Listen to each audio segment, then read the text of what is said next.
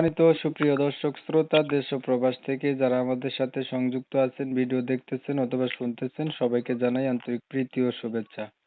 বন্ধুরা, আমি কথা বলছিলাম একটি মেয়ের সাথে প্রতিবেদন করবে, অডিও কলে সংযুক্ত হয়েছে আমার সাথে। কেন আসলো প্রতিবেদনে বিস্তারিত ভিডিওতে থাকবে, অবশ্যই ভিডিওটা কন্টিনিউ করবেন। আসসালামু আলাইকুম। ওয়ালাইকুম আসসালাম। কেমন আছেন? হ্যাঁ আছি, আলহামদুলিল্লাহ ভালো আছি। ভালো আছেন, ভালো থাকবেন, ভালো থাকাই কামনা করছি। তবে আপনি প্রতিবেদনে কেন আসছেন একটু বলেন। আসছি সুন্দর একটা মনের মানুষ পাওয়ার জন্য। কারণ বাবা মা গাড়িতে অ্যাক্সিডেন্ট হয়েছে তো। আমার ফ্যামিলিতে আমার দুইটা ভাই আছে, একটার বয়স 3 বছর আর একটার বয়স 7 বছর।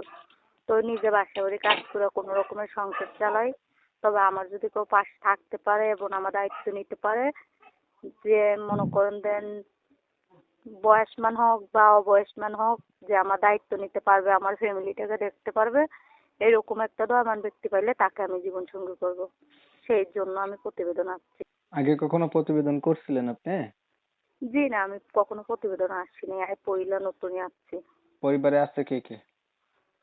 আমার ফ্যামিলিতে আমার দুইটা ভাই আছে, বাবা মা নাই, বাবা মা অ্যাক্সিডেন্টে মারা গেছে। ভাইগুলা বড়? জি না, আমার ছোট, একটার বয়স 3 বছর আর একটার বয়স 7 বছর। আপনার বয়স কত? আমার বয়সটা এখন বর্তমানে 18 চলতেছে। বিয়ে হয়েছে? জি না, বিয়ে শাদী হয়নি। আপনার নাম কি? আমার নামটা রেশমি। কোথায় থাকেন? রেশমি আক্তার। জি, থাকেন কোথায়? দেশের বাড়ি কোথায়? কুমিল্লা বালুথুপা। আচ্ছা, তো আপনি প্রতিবেদনে আসছেন, ভালো একটা মানুষ পেলে জীবন সাথী করবেন, এটাই তো? জি জি, সেই জন্যই আছি। আপনার এবার বিষয়টা। আমার সাথে হ্যাঁ হ্যাঁ, যে বলেন। মনে করেন ভালোভাবে চলতে পারে এবং মনে করেন দেন কোনো খারাপ মন্তব্য যাতে আমার সাথে না বলা হয়, হ্যাঁ, এরকম একটা আমি মন মানুষ খুঁজতেছি। আচ্ছা, আপনার বিষয়টা আমি দর্শকদের জন্য একটু ক্লিয়ার করে দিচ্ছি।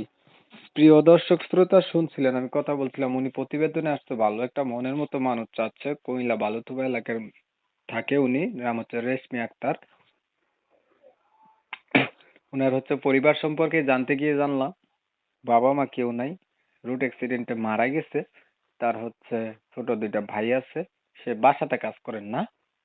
জি জি, বাসা বাড়ি কাজ বাসাতে করি। কাজ কইরা নিজেদের সংসার চালায়, 18 বছর বয়স হয়েছে, এখনো বিয়ে শাদী হয় নাই। তো ওনার যত গার্ডিয়ান নাই, চাচ্ছিল প্রতিবেদনের মাঝে আইসা ভালো একটা মানুষ যদি ওনার ভাগ্যে জুটে, মনের সাথে মন যদি মিল খায়, তাহলে হয়তো বা উনি বিয়ে শাদী করবে, এমনটা উদ্দেশ্য নিয়ে উনি প্রতিবেদনে আসছে। আমি কি ঠিক বলছি?